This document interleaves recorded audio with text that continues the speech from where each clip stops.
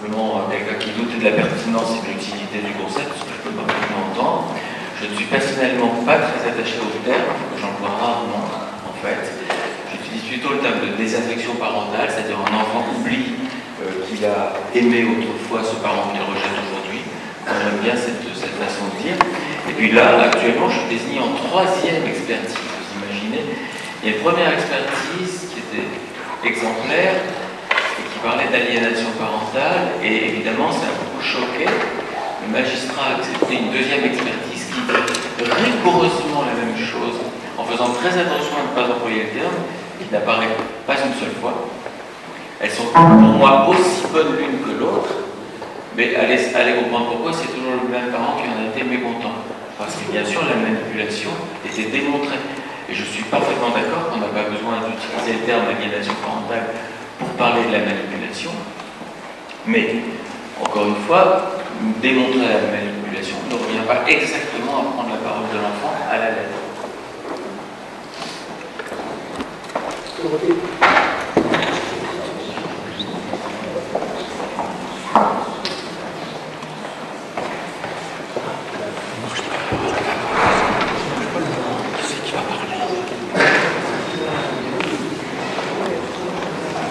Je suis avocat, n'ont pas fait rentrer l'enfant de plein pied, de façon trop brutale et trop intense, dans les tribunaux. Voilà, vous parliez d'une présence d'un enfant qui se trouvait dans la salle d'audience, ce qui est absolument pas possible. Alors, je ne sais pas si vous l'avez mal compris ou mal lu ou qu'il y a une erreur de rédaction. L'enfant ne peut pas rentrer dans une salle d'audience qui est confidentielle dans les affaires familiales, vous comprenez? Donc ça, c'était pas possible. Et c'est vrai que moi, je le ressens.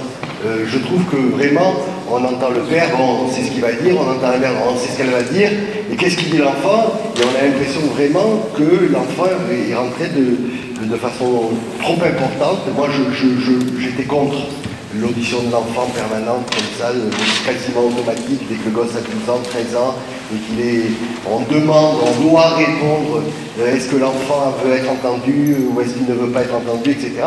Et donc, moi, ma question est de savoir si vous ne trouvez pas que l'enfant, et on devrait le sortir totalement, ce que je pense, de la salle d'audience de façon générale. Totalement, peut-être pas.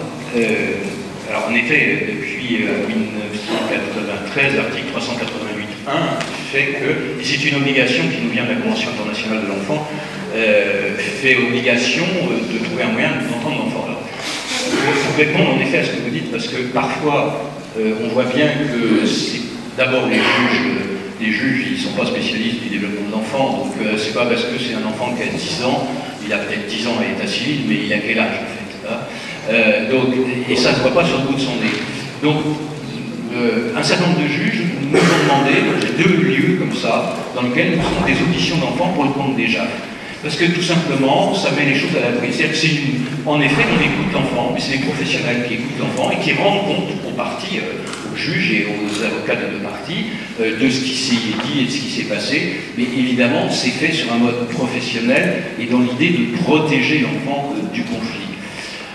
Après, il y a une discussion, il vient d'y avoir un rapport, j'ai été faire un colloque et au Conseil national des barreaux, il y en a un rapport justement sur ces histoires d'audition de l'enfant et d'âge de discernement. Et le conseil qui est donné, après ils ont quand même regardé un certain nombre de choses, serait qu'on évite quand même l'audition d'enfants de moins de 10 ans.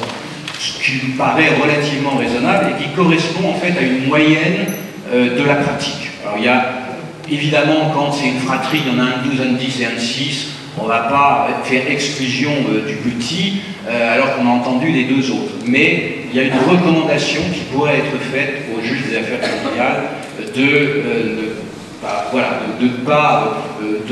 d'essayer de distancer l'enfant par rapport à ça. Et vous savez, j'ai participé à un rapport en 92 avec le Centre de droit de la famille, dans lequel on avait effectivement investigué sur l'audition de l'enfant, et on avait déjà à peu près dit la même chose. Et on avait déjà à peu près la même réponse, et des avocats, et des magistrats, et des professionnels, pour faire attention quand même, c'est bien d'écouter les enfants, mais il faut le faire de façon professionnelle, donc c'est pas vraiment dans le cabinet d'un juge que ça se fait. Mais je cite toujours ça, en 1905, Alfred Binet a écrit un article qu'on faisait plus de psychologie dans le bureau d'un juge que dans un cabinet de consultation. Et c'est malheureusement une dérive qui ne s'arrange pas. Je suis en effet assez réservé à ça. Moi, je crois qu'on peut mettre en place, alors le problème c'est qu'il faudrait les financer, des systèmes qui permettent de... Parce que c'est ça le boulot, c'est quand même de protéger les enfants des effets de ce conflit. C'est pas du tout le cas. Hein. Mais non, je sais bien que c'est pas le cas. C'est-à-dire que les enfants, ils sont partisans, très rapidement, on les contraint à prendre une position, on les a vont chez les confrères. Non mais, deux secondes, je vont chez les confrères qui sont fournis, qui les reçoivent, parce que ici, le point gros de 12 ans, 13 ans, moi j'en ai reçu, on en a reçu, de recevoir des gosses de 12, 13 ans dans leur cabinet, viennent chez l'avocat, ils sont jamais allés pour la première fois de leur vie, moi chez l'avocat, parce que les parents sont sur la tronche. Donc c'est vrai que c'est pas facile. Et pire encore, selon moi, quand ils vont chez le juge. Voilà ce que je pense. Alors qu'on ouvre une porte pour qu'il soit entendu quand c'est vraiment très nécessaire à la lecture d'un dossier, je veux dire, mais de façon générale, comme ça, je ne trouve pas. Je pourrais vous citer 200 anecdotes montrant que les enfants savent très bien ce qu'ils font. Alors je vous en citer juste une, parce qu'elle m'est chère celle-là, ça se passe dans la rue, je conduisais un de mes gosses à l'école, il y avait deux petits garçons devant moi, toute la rue, c'est un petit quartier, savait que les parents de l'un d'eux étaient en train de se séparer, etc. Il y a un des gamins qui se retourne vers l'autre, s'arrête, il lui dit alors tes parents divorcent, et alors tu préfères aller chez qui? Chez ton papa ou chez ta maman? L'autre la regarde et comme ça, il lui a dit c'est vraiment une question idiote. Ben, c'est exactement ce que j'en pense. Il avait 7 ans. Voilà. C'est exactement ce que j'en pense. Et c'est ça qu'il faut éviter.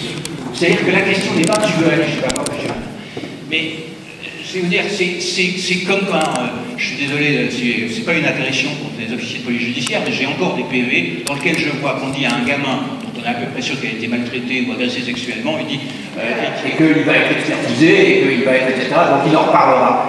Mais pour le faire parler, les adultes mentent beaucoup trop aux enfants. Donc, de temps en temps, il faut leur donner la parole. Donc, je crois qu'il faut les écouter, mais selon l'enfant, si c'est un enfant psychotique, si c'est un enfant qui a un handicap intellectuel, si c'est un enfant, etc., on ne peut pas faire la même chose. Donc, là aussi, il faut faire du cas par cas, il faut le faire de façon professionnelle. C'est ça le problème. Alors, il y a Roland qui veut parler. Il n'est pas avocat. Non, c'est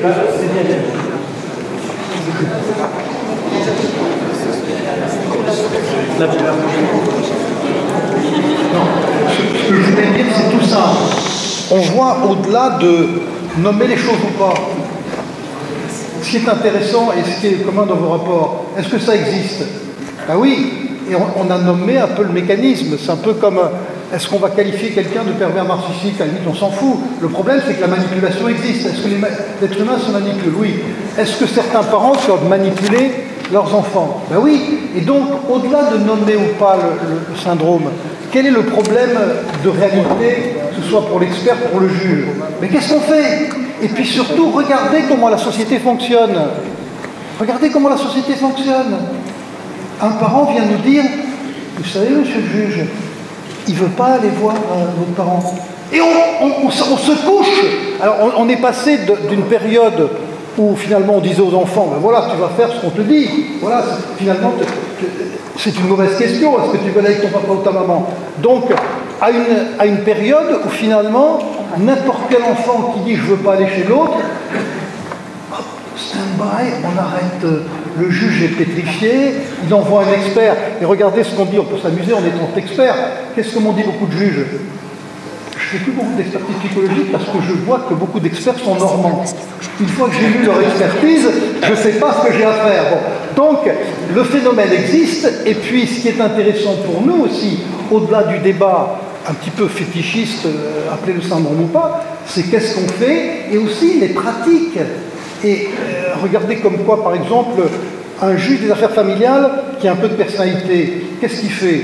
Ben, il élimine le fait qu'il y a peut-être une histoire incestueuse, parce que, bon, on va pas se disputer sur les fausses allégations, mais moi j'en ai vu un grand nombre, enfin j'en ai vu un grand nombre, non, j'en ai vu un certain nombre. C'est pas bon, est-ce qu'aujourd'hui on ne voit pas des mamans qui disent mon ex-mari m'a tapé, je crains qu'il tape les enfants et donc il faut le protéger, il ne faut pas qu'il y aille.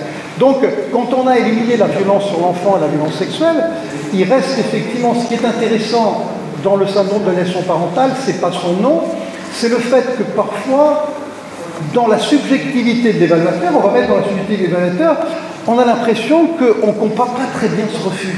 Voilà, on ne comprend pas très bien ce refus. Et donc, il reste, au-delà du débat du diagnostic, qu'est-ce qu'on fait?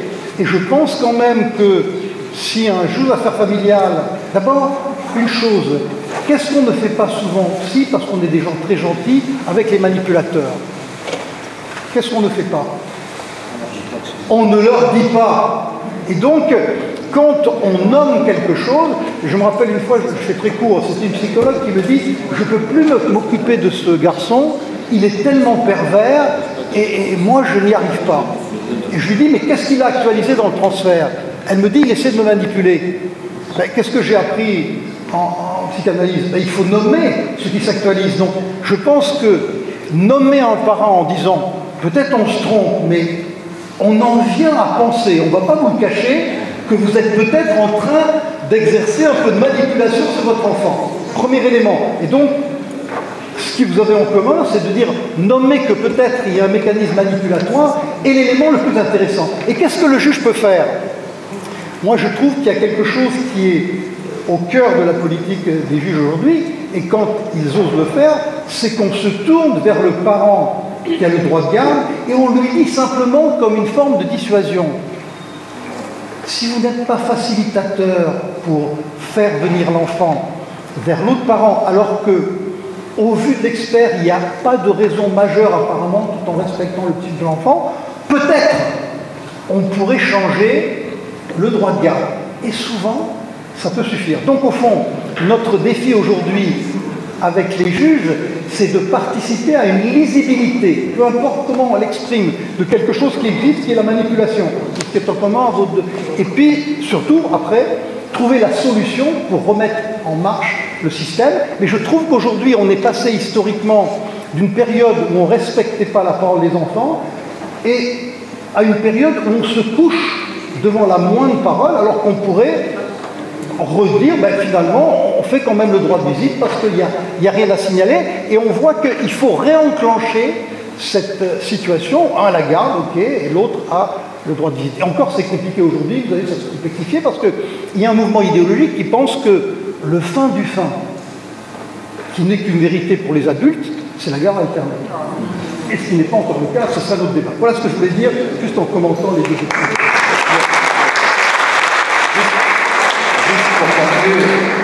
Ça m'est arrivé, alors ça, je ne sais pas combien de fois, alors en général c'est toujours les mamans qui vont prendre encore une fois, la mère qui dit oui mais moi je veux bien qu'il ait chez son père, mais vous voyez bien que c'est lui qui veut pas, c'est lui qui veut pas.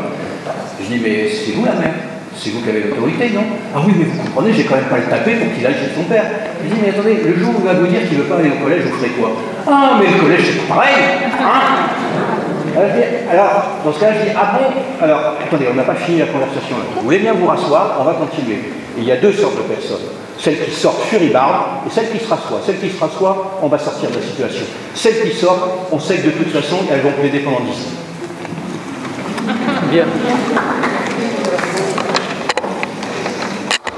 Moi, je crois que quand même ce débat que vous avez eu tous les deux, ces expertises-là, elles sont relativement simples, on s'occupe d'objets humains beaucoup plus compliqués que ceux-là. Mais on a un devoir de nommer les choses d'une même façon aujourd'hui. Je pense qu'on ne peut pas se permettre face à ces expertises où il y a beaucoup d'enjeux conflictuels, où il y a beaucoup de personnes qui ne sont pas formées et qui interviennent dans ces enjeux, parce que souvent les diagnostics sont posés par des psychothérapeutes, par des personnes extérieures. On a le devoir au niveau des sociétés d'experts, de psychologues et de pédopsychiatres, alors que ce soit l'emprise, que j'ai bien entendu les arguments sur le SAP, que ce soit l'emprise, que ce soit la manipulation, mais on devrait arriver à poser quelque chose ensemble de manière commune, parce que je crois qu'il y a un besoin important de repères autour de ces conflits-là. Il faudra prolonger le débat pour qu'on se mette d'accord. Voilà. Voilà.